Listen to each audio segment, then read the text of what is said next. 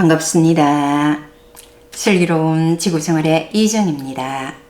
겸손은 돌을 담을 수 있는 그릇으로 그릇이 만들어지지 않고는 돌을 담을 수가 없지요. 즉 마음 공부에서 가장 우선해야 할 공부가 바로 겸손이라는 말씀을 드렸습니다. 그럼에도 꼭 겸손해야 하나? 적당히 잘난 체하며 살면 안 되나 하는 생각을 하는 분도 계실 것 같습니다. 그래서 다시 한번 왜 겸손해야 할까에 대해서 알아보도록 하겠습니다.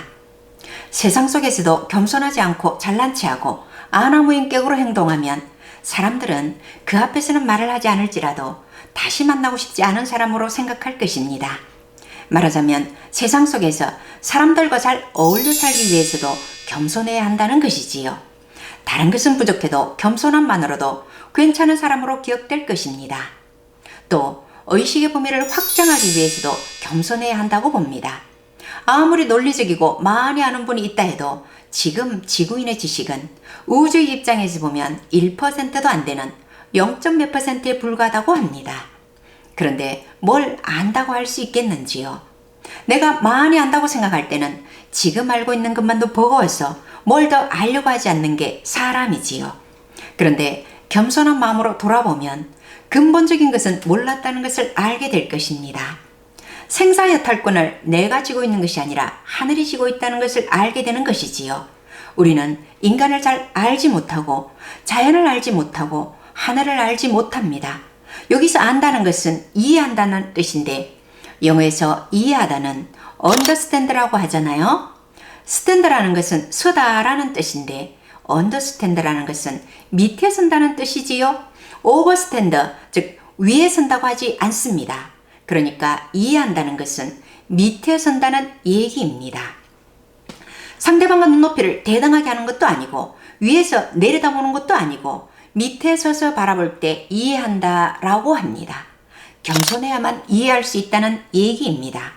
결코 내려다봐서는 이해할 수 없습니다.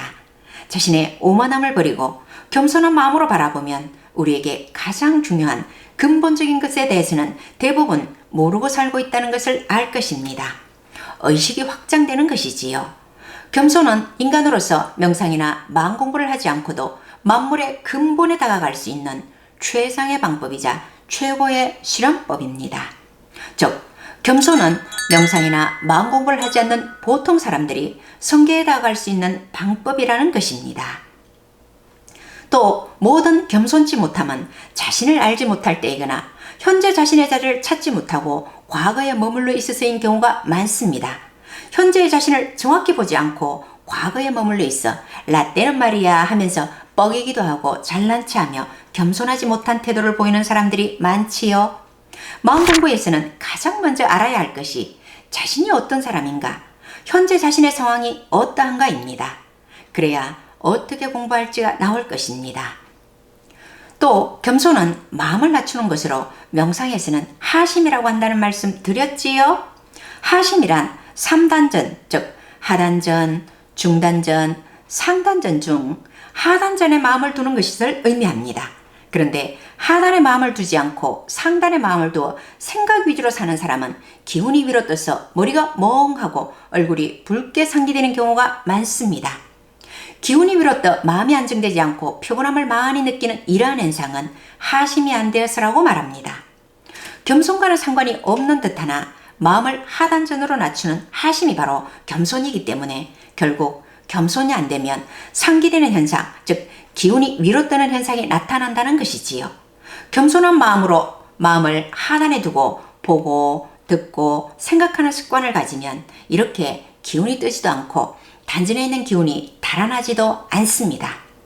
마음을 항상 하단에 두고 생각하는 습관을 들이면 판단 또한 자신이 내릴 수 있는 가장 올바른 판단을 할 수 있을 것입니다. 하단에 마음을 두는 하심을 하면 마음이 가라앉은 상태가 되므로 올바른 판단을 할 수 있다는 것이지요.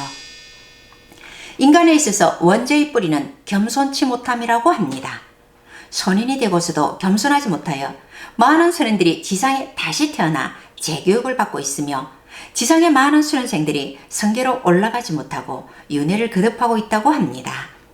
마음 공부란 끊임없이 자신을 낮추는 공부이며 자신을 낮추고 낮추어 더 이상 낮출 수 없을 단계가 되면 그때 깨달음이 온다고 합니다.